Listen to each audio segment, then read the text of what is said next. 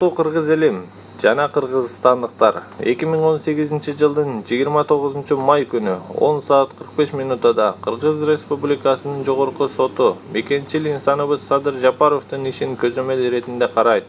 Биз Садыр Жапаровдун күнөөсү жок экендигине далилдерди келтирип, 20 парактан турган көзөмөл иретиндеги даттануубузду бергенбиз. Бул иш боюнча жабырлануучу деп табылган Эмилбек Каптагаев дагы тарыхта биринчи жолу соттолуучу Садыр Жапаровдун аракетинде кылмыш курамы жок, анын кылмыш жасагандыгы сотто далилденген жок жана анын тиешеси болгон эмес, актап бергиле деп көзөмөл иретинде даттануу жазды. Сиздердин колдооңуздар сөзсүз керек.